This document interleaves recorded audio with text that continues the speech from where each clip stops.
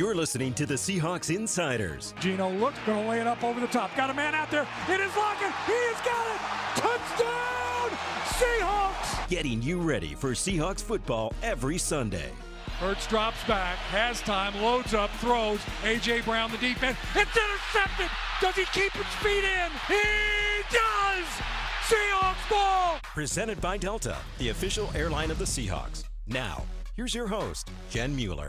12s. It feels like it's been a while since we've been with you. Jen Mueller alongside John Boyle, broadcasting from the Seahawks podcast studio, presented by Sony, the official headphones partner of the Seattle Seahawks. John, did you actually have a bye week? Did you have some days off? I did. Had a little time off, some good family time. It's fun. That's good. Yeah. Through the airport with kids. Three kids. I did fly with 3 kids. That was less fun. But once we got, right. we flew to L.A. It was sunny and warm and wonderful. So, yeah, it was good. I took advantage of sweater weather. Can't even say it.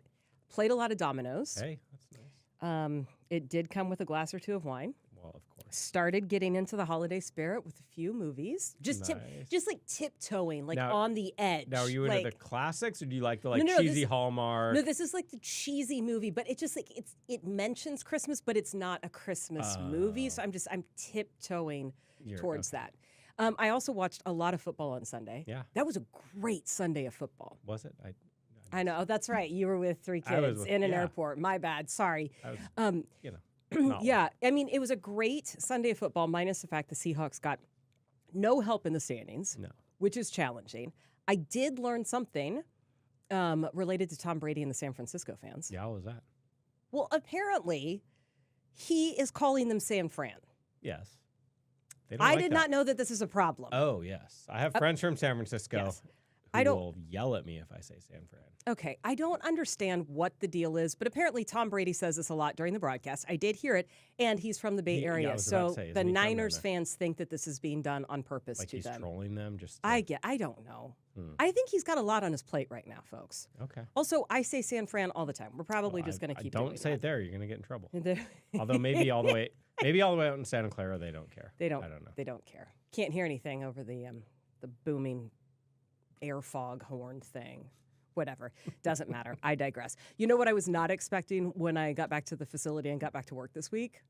Some changes. Yeah. Like I knew that we had the possibility of getting some guys back from injury. I know that this is a different looking team than when we played the Niners in week 6. Yeah. I did not expect to see a couple of the changes that were made. Yeah, most notably the team's leading tackler and starting linebacker Tyrel Dodson was waived this week to make room presumably for Tyrese Knight to start. They haven't flat out declared that, but Mike McDonald made it sound like the rookie will be getting the start. And while it does seem curious, because of the number of tackles that Dodson had accumulated so far, Mike McDonald lays out why the move was made. Well, we really appreciate T-Dot. I mean, he's worked extremely hard, rehabbed, throughout the offseason here. I think this was an opportunity for us when we kind of took a step back and realized where we were at. It was really the best thing for us to move forward that way, give the other guys in the room an opportunity to step up. I hope those guys grab that opportunity by the horns and take it and run with it. And then it gives Tyrel an opportunity to find another spot somewhere else so he can finish the year strong. So that was the thought behind it.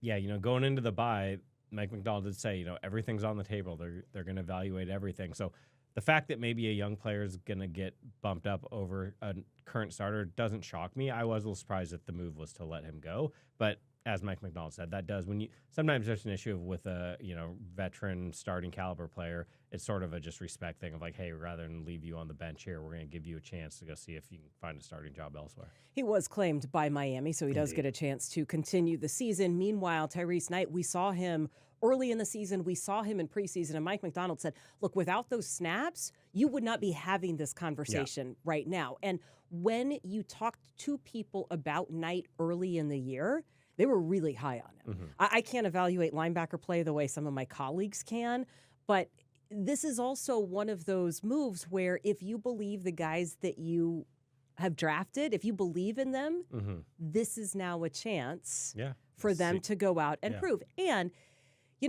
it does feel a little bit like a philosophy we have seen here before, letting young guys play, cut their teeth, make their mistakes so that by the end of the year, you have seen growth. Yeah, for sure. And I mean, look, the guy who filled that roster spot when they waived him, Josh Jobe, a guy that was on the practice squad. Most Seahawks fans knew probably nothing about going back a few weeks, and then injuries forced him into action in Atlanta. He starts that game, and now he's played well enough that Mike McDonald said most likely he's still your number 3 corner, even with Trey Brown back and even with Nehemiah Pritchett healthy. So just stories like that where it's a guy that, he worked hard, did it on the practice squad. You got a Kobe Bryant who was a backup doing the job on special teams, and now he's starting and thriving. So Mike McDonald really likes kind of what that says about those players. Well, and it makes good on essentially the promise every coach makes to a player. If you work hard in practice, you will get rewarded. And I don't think we always see that play out the way we're seeing it right now, but it does say something about keeping your word, but also figuring out how to earn your opportunities when maybe not all eyes are on you.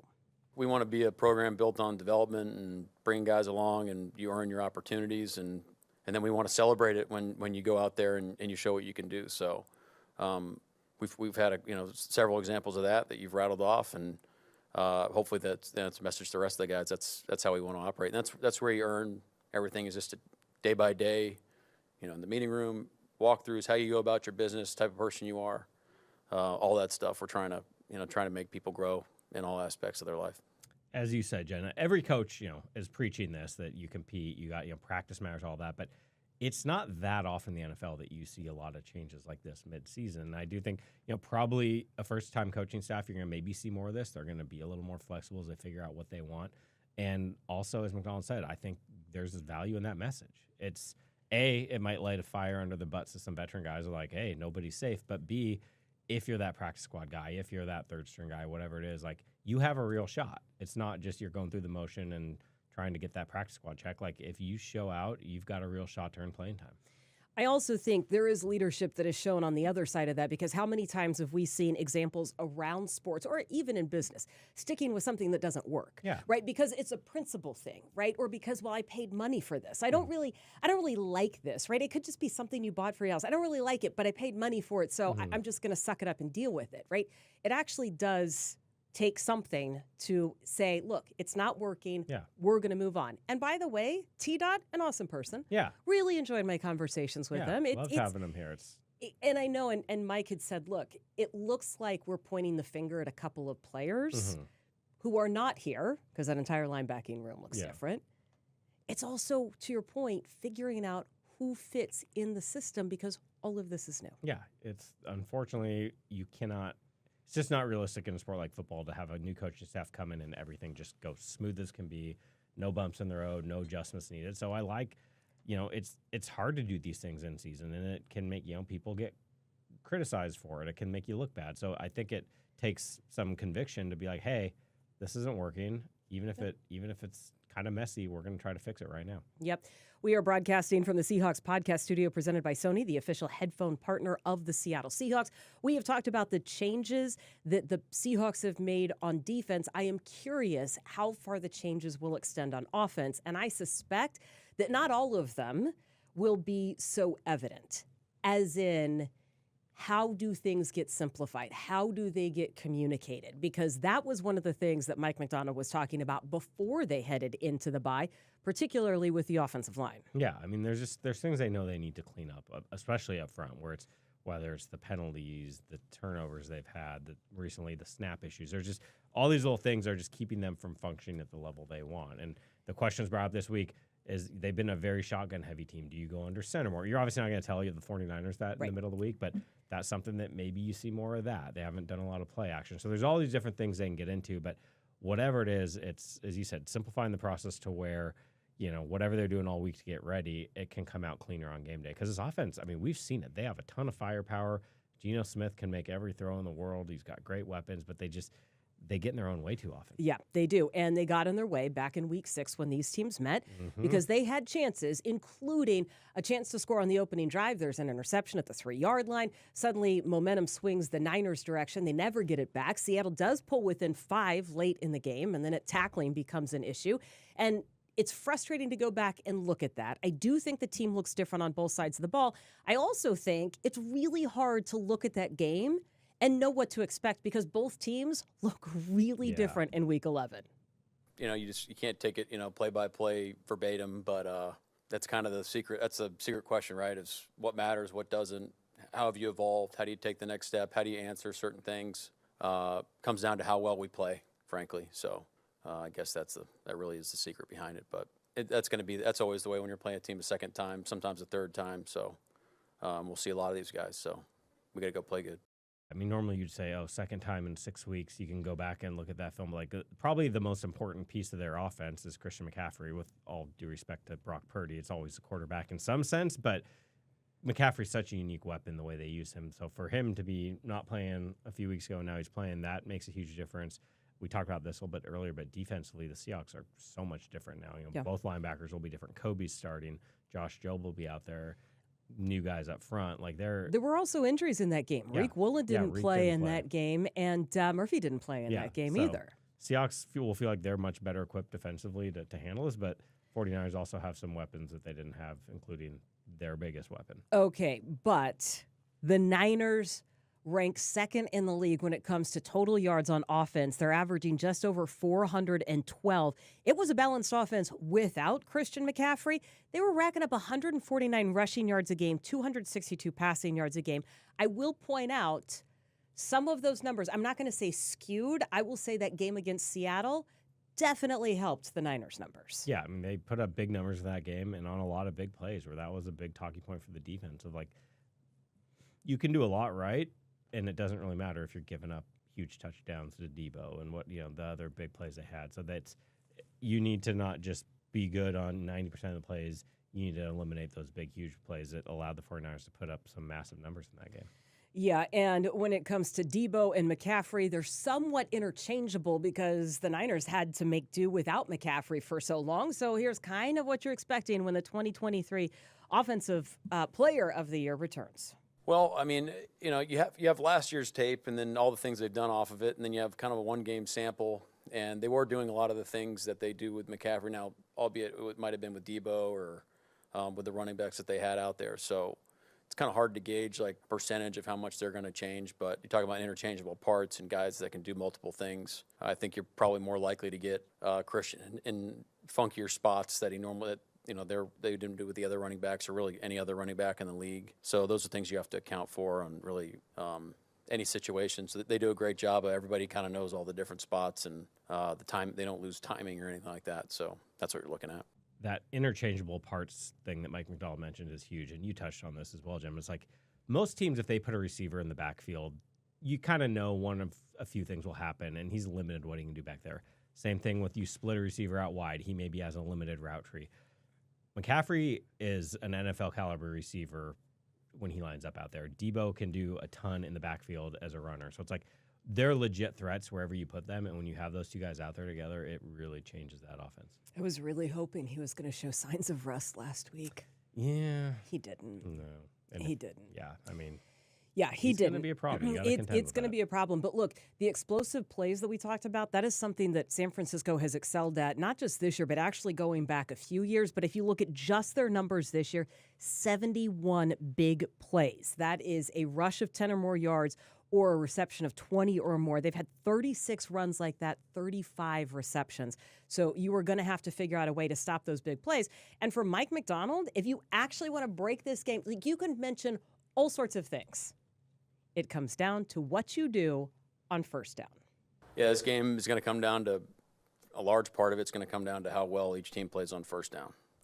And they do a great job. I think we played it well in certain aspects in the first game. Obviously, we gave up some explosives on first down too. So trying to eliminate those types of things, putting ourselves in better position, really just executing as a whole is better. And of course, as coaches, we're trying to design and put ourselves in better situations so we feel like we have the upper hand in those situations as well. So it's kind of a team effort. And the reason that first down obviously is so important that Mike McDonald's talking about is the Seahawks have sometimes struggled on early downs, whether it's, ineffective run game, penalties, sacks, whatever. They've been facing, I believe it's the longest down third down yardage to go. Did you want to say Yeah. that again? John, Can what help are me the out. Seahawks having problems with? Long third downs. There. There you go. That's the way to say it. In fact, the longest in the league. So when you're doing that, it's really hard to convert. 49ers, meanwhile, are one of the best first down teams in the league. So you create situations where you might not be getting to third down, or if you are, it's third and short. And that's just a huge difference. And that goes back to when we're talking about the Seahawks defense all year long, like when it's been good, it's when you're stopping the run, you're good on early downs, and that's when you can get the pass rush going. You can start disguising things, and you can get the turnover. All that's come when the Seahawks are forcing teams into third and long situations. San Francisco is one of the best in the leagues on first down. They actually are the second best in the league. They're averaging over 7 yards a play on first down. That seems good. That seems ridiculous. Yeah. Baltimore's at 7.2. 49ers are at 7.05. Yeah. You are never facing a third and long in that scenario unless you have a penalty. Yeah. I mean, that is pretty significant. It is. And also, that starts to play into time of possession, too. I mean, that's one of those things where you've got to give yourself some chances to make plays, because in the previous matchup, Seattle didn't run the ball very much. And it made it really hard on them because you didn't have that many options. And a guy like Nick Bosa can tee off on you. Yeah. Dealing with the hip pointer, though. He is. Didn't practice yesterday, Wednesday. He didn't. He's listed, yeah. I mean, I think that's going to be more of a game-time decision. Yeah, we'll see. I don't wish injury on anybody, but I do want to make sure that he is 100%. Make sure he takes care of himself. Right. Yeah, you need to take care of your body. You don't want to risk anything. Absolutely. Well, this NFL season, feel every play, every hit, every moment with a Sony 1000 XM5 noise-canceling headphones. It is the official headphones of the Seattle Seahawks. With premium noise cancellation, you're in the zone. No distractions, just pure football. Whether you are in your living room or on the go, you will never miss a beat with Sony headphones. Those can be helpful. Like I mentioned, there's a loud foghorn in San Francisco this week, so I will be enjoying some noise-canceling headphones. Meanwhile, Scott Engel is dialed in on what is happening on the fantasy side of things because, John, from my understanding, we're starting to get down to the nitty-gritty. Week 11 in fantasy football, the playoffs are getting closer, and we get you ready with some winning lineup tips. We start at quarterback with Jared Goff for the rebound performance against the Jacksonville Jaguars, who rank 30th in fantasy points per game and passing yards allowed to quarterbacks. At running back, J.K. Dobbins against the Cincinnati Bengals could be very important for the Chargers to control the clock and control the ball with their running game against that powerful Bengals offense. Also, if you're looking for a streamer, Audric Estime, the rookie, now the lead running back for the Denver Broncos against the Atlanta Falcons. Sean Payton not afraid to go with his younger players to win games. At wide receiver, Jamison Williams, also of the Lions in that matchups against the Jacksonville Jaguars. And another upside play, Tank Dell of the Houston Texans in the Battle of Texas against the Dallas Cowboys. And from the Seahawks, of course, Jackson Smith-Njigba. With DK Metcalf trending to return this week, he's going to command a lot of defensive attention as always, and that will help Jackson Smith-Njigba get open often to roll up those PPR catches. For more fantasy analysis from me, go to Seahawks.com, news page, Fantasy Insider tab, and also at rotobowler.com, you can check out my latest player rankings. Back to you, Jen and John, for this big Week 11 matchup against the San Francisco 49ers. Thank you, Scott. How happy do you think fantasy owners are with Jackson Smith-Njigba right now? I mean, if they started him last week, they're thrilled. Well, I would have thought you would with DK being out. If you didn't, you're kicking yourself. But man, that was fun to watch.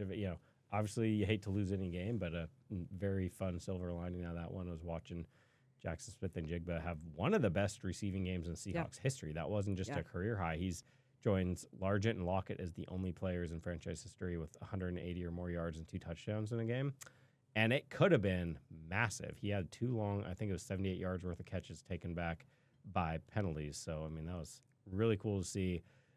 By far the most he's been used as a downfield threat, which I'm sure some of that was DK Metcalf not being out there, but really cool to see that part of his game accentuated. I thought it was cool to hear DK talking about him this week, too. It's like, look, we know he can make those plays. I mean, you and I have seen him make those plays in practice, but now that you have had that experience and you know what he can do and you've seen him do it on game day.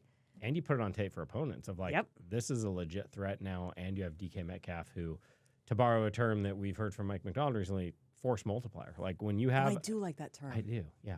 That's one he's force been multiplier. using lately. Yes. Sorry, not to interrupt your No, thought, but I do when like you that. have that, what DK Metcalf is, like he affects not just who's covering him, but how they shift coverages to him, how, heavy boxes, if they can do that against the run game. So, I mean, you affect so much with a guy like DK Metcalf. And now if all of a sudden you're looking at last week's tape and saying, like, shoot, we got to really worry about Jackson Smith and Jigba going downfield too. And Tyler Lockett's been that his whole career. So, you're showing teams that they got a lot to contend with. I love seeing that. You know what else I love seeing? And I gave this sideline report during the game. It is not uncommon for Geno Smith to call the offense together. Yeah. Right? Like that happens on occasion.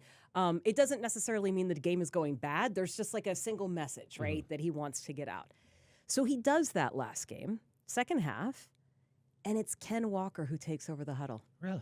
And I just sat there in almost stunned silence. Now, you know that Ken would much prefer to have his play speak for itself, and he is so soft-spoken. Like, sometimes I can't even hear him in our post-game interviews. Yeah. It was so cool to watch him just, Yeah. give the message. It was awesome. Yeah. No, that's definitely not his usual personality. It is so. not his personality, but I hope that that's what we're seeing more Yeah. of. And I hope that we're seeing more of him in this game. Yeah. Yeah, they tried in the last game to get him Yep. going. They didn't put up a lot of numbers, but I think it was 33 rush attempts as a team. That's, again, the production wasn't necessarily there, but it was encouraging to see them go that route and try to get that going because, as you referenced earlier, there's been some stretches this season where the run game's just been pretty non-existent. Yeah, and they managed just 52 rushing yards against the Niners in the previous matchup. As we've already mentioned, that does not lead to a very balanced attack. We are almost out of time for today, but first, let's pause for a word from our presenting sponsor. Statistically, the world is losing color. Just consider all-white kitchens, beige baby nurseries, a sea of gray cars. But in the hundreds of destinations Delta flies to, you can rediscover color in the bright blue waters of Hawaii, the emerald green hills of Scotland, the berry pink cherry blossoms of Tokyo, and so much more. Sometimes opening your world is all it takes to open your mind, which is why when you fly Delta, your potential takes off when you do. Delta, official airline of the Seattle Seahawks. Jen Mueller and John Boyle broadcasting from the Seahawks podcast studio, presented by Sony, the official headphones partner of the Seattle Seahawks. Do you have a couple of things you need to see the Seahawks do this week for a win? I mean, can I just copy the head coach and say first down, win on first down? I mean, if he's not wrong. He's laying that out for us. Right, Like, he's not wrong. yeah, like don't let them get those big chunks on first down that allow their offense to get humming, and conversely, be more efficient offensively on first down and create some of those. I mean, I think I've said this every week, but it's like offensively, get the turnovers out of there. Like that's been, and I'm not gonna say like Geno Smith because I know a lot of these are tied to his name with the interceptions, but as we've covered, I mean, there's been tip balls, bad routes, bad protection. There's been miscommunications. There's been there's many, a whole bunch I of shouldn't things. say bad routes. There's been a couple miscommunications on routes, as DK Metcalf, owned up to in the previous 49ers game. But I just feel like this offense is too good to be consistently stopped if they're not getting in their own way. So quit giving the ball up. Well, here's what I would like to see. I would like to see a few explosive plays from the offense because we know that this team is capable of it. We also know that the Niners defense has held opponents to 26 plays of 20 or more yards this season. That's tied for the third fewest, in the NFL. So just use those guys downfield, just like we've seen for every other game. Just get a few more explosives on there. I would also say keep San Francisco off the board for their opening drive. We know what happened in the last matchup where they take that turnover, they convert 3 points. But San Francisco is 3-1 when scoring on their opening drive this season, and all-time under Shanahan, 44-15. Like there is something when they grab that lead, they are not going to give it back to you. So defense, get the stop. Offense, get a couple of explosive plays. And I think I'll go with, your first downs. Yeah. That sounds like a winning game plan. Great. Let's do it. Great. You sound less excited about this than I am. Okay. I've had more coffee than John has. Probably. Today. Okay. Well, on that note, since John is tired of me, I can only assume Never, that you Jen, are too. But you never. are going to hear from us again next week with a brand new edition of the Seahawks Insiders Podcast.